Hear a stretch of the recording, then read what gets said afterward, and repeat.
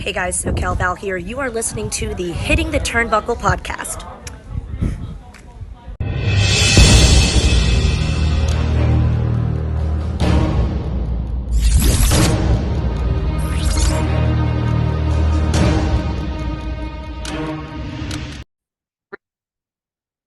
CM Punk makes his decision. Cody Rhodes and Shinsuke Nakamura battle in the main event. And talking of main event, Jey Uso tackles Drew McIntyre. Yes, this is Monday Night Raw's review on the Hitting the Turnbuckle channel with me, your host, Adam Cousins. And Raw started off with the main event, Jey Uso against Drew McIntyre in a somewhat of a grudge match the last few weeks. Drew McIntyre has finished seemingly turned heel now. He attacked Seth Rollins and Jey Uso at the end of their world title match last week. He injured Sami Zayn, putting him out indefinitely for his match last week on Raw. So these two, Jey and Drew, kicked off on Raw in what was a main event style match, just opening the show. Lots of great action in this. Drew McIntyre's heel run is starting to take full effect, starting to take shape. You're seeing more of this whole... It's kind of a weird heel run for this because you kind of understand where Drew's coming from in a lot of this, but you can also understand a lot of people saying, just let it go, Drew, and he won't let go about the stuff with the bloodline. He did also cut an interesting promo as he was walking to the ring, mentioning the fact that nobody wants CM Punk here and Adam Pearce should just basically kick him to the curb. But anyway, the finish of this match was a Drew McIntyre raked the eyes of Jey Uso and then hit him with a claymore while the referee's back was turned and pinning him 1, 2, 3. McIntyre picks up the victory there, and we'll see what happens with McIntyre going forward. There is an announcement later on Raw that kind of shows you the trajectory or where McIntyre is going next. We'll get into that very, very shortly. There was a bit with the Judgment Day out the back. Finn Balor wasn't happy that him and Rhea were away for a week. Dominic and JD McDonough couldn't get the job done against the Creed brothers on Raw in last week's tag match. Dominic Mysterio also losing the North American title at NXT pay-per-view on the weekend. So he wasn't happy there, and Rhea Ripley also wasn't happy. She's come back. She's taken on Maxxine Dupri later on, and she did say it's time for everyone to know why the Judgment Day still runs Raw. There was a bit with the Alpha Academy and the Creed brothers and R-Truth, who was coming along to dress up the Judgment Day's locker room with Christmas lights. But they was also just hyping up Maxxine Dupri and getting her ready for her match against the Eradicator, Rhea Ripley. What followed after that was another fantastic promo from Shinsuke Nakamura, basically saying that he has been reborn thanks to Cody Rhodes, and their match is a bit later on Raw. But again, I've said this week after week, this is the Nakamura that we wanted years ago. And it's now got to a point where, and I've said this even about Wardlow on the AEW review, is it too late now for Shinsuke Nakamura to take him as seriously as the WWE are trying to get us to portray that he is? I don't know for that. I think the jury is out on that. The next match was Rhea Ripley against Maxxine Dupri. It didn't last long. They had some awkward moments in there, and I think that's more... These two haven't really fought before. Maxxine's quite new into the ring stuff anyway. There was a bit of the power bomb, which didn't quite go right. They had to do it again. The Hurricane Rana was a bit missed from that. I'm not a professional, but you know when something goes wrong, when it doesn't go right. And it kind of threw that match off a little bit. Even the pump handle slam from Rhea Ripley, that she the Riptide, sorry, that she normally does, didn't quite work, and then she put her in the prison trap afterwards. Now, interestingly, Ivy Nile from Diamond Mine was in Maxxine's corner in this match, and after the fact that Rhea Ripley wouldn't let the prison trap go, Ivy Nile got in the ring and had a stare down with Rhea Ripley. That is a match I would love to see. Ivy Nile may only be a pocket rocket, but she's like a fridge, so it would be a really good match to see that in the future anyway. The top of the hour brought the decision from CM Punk. Adam Pearce was out with his contract. I never know how they get so many contracts done on this show, but he was out with his contract, and out comes the best in the world, self-proclaimed, best in the world, CM Punk.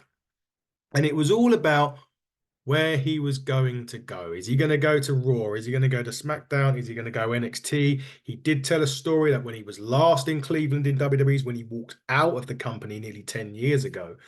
So how things, and he's talking about how he wanted to main event WrestleMania, how he was the champion. Randy Orton kicked him in the head and he got stripped of the title and he wasn't happy. So he come to SmackDown. He spoke to Nick Aldis. He spent time with Shawn Michaels on NXT. But the best deal was won by Monday Night Raw. And he chose Monday Night Raw, signs the contract. He gets up on the top rope to say best in the world. But then Seth Rollins' music hits and out comes another one that's self-proclaimed the best in the world, the visionary, the world heavyweight champion, Seth Rollins. And this is where everyone is just rubbing their hands and waiting. And we got a pipe bomb-ish promo, but from Seth Rollins and not CM Punk. Seth Rollins is like, Punk, this is your last chance. And, nobody wants you. You're on your last chance. I hate you. His words he said, that he hates him. But if he was going to be anywhere, he wanted him to be on Raw, because when it fails, he can kick you out of the door. And if by some miracle it doesn't fail, maybe you'll get the shot at the gold and I can run rings around you in the ring, which was interesting. Punk then gets back on the mic and says, you know what? I'm not going to here to have things handed to me. I earn them, and I'm going to earn them one way. And that way is by winning the Royal Rumble. So he made Adam Pearce make that official, that he was going to be in the Royal Rumble match in January. And they had their stare down and walked away. And that was it was a really powerful promo, which was really sort of in your face, and it got you going. Everyone's been a bit disappointed with CM Punk and his promos at the moment. And I think right now it's let it wait, because when he does go in, I mean, he didn't go in on Seth Rollins. I think he mentioned him not even being the man in his relationship, let alone on Raw. But I think that was backstage, maybe on SmackDown or something like that. Might have been on his SmackDown promo actually that he done. So give it time, because when he does get the mic and he does get the opportunity to drop a bomb on Seth Rollins, I think he will, and it will probably be maybe next time he's on. I don't think he's advertised for next week, so we'll see when that is. Welcome to Meat Slapping Town. Bronson Reed against Ivar in another one of those absolute bangers, with these two big guys flying around the ring like anything. And do you know what I really liked about this more than anything else? The match ended with a superplex off the top rope by Bronson Reed. No, the ring did not break. It wasn't one of them. It was the superplex off the top rope and a 1-2-3 for Bronson Reed. What I liked about it was that, when you add a bit of realism, if you've got two big men, they both fly off the top rope, one of them drops something on the other one or hits him with a suplex off the top rope, the impact of that is likely to be the end. So that was a really great ending in a match that was just two big guys beating the living shit out of each other. So I really enjoyed that one. I enjoyed quite a lot of things at that point.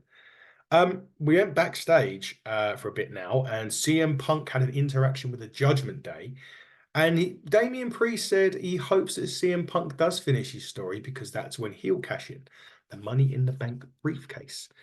And then R-Truth was in the ring at this point, and he's done the clubhouse, he's done some decorating and all of this, and he wants to be like the Judgment Day.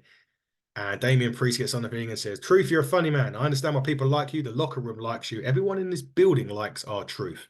Everybody loves R-Truth except me. And with that, the Judgment Day gang up on R-Truth until the Creed brothers walk to the ring and make the save. Now, going back to what I said earlier on with Drew McIntyre, we're saying where we're going to be. This time he has a face-off with CM Punk backstage. And he doesn't care about Punk's story. All he cares about is his story, winning back the World Heavyweight Championship, which has been granted to him, a championship match, which has been granted to him on the January the 1st Raw. The first Raw of the new year will kick off Seth Rollins, Drew McIntyre World Heavyweight Championship. Punk turns around, walks away, and walks straight into Kofi Kingston, Chad Gable, and Ricochet. He embraces Kofi Kingston, says, "You're making me crazy." Kofi says, "I don't do that anymore." Shakes Chad Gable's hand and said, "I've heard a lot of good stuff about you." Shakes Ricochet's hand and says, "I heard you suck at video games." That's an AEW reference with Kenny Omega, if those of you didn't know. So it was quite funny there. Then we had Katana Johnson and Kayden Carter versus Candice LeRae and Indi Hartwell. This was a standard run-of-the-mill tag match, which Katana Chance and Kayden Carter pick up the win with the after pie.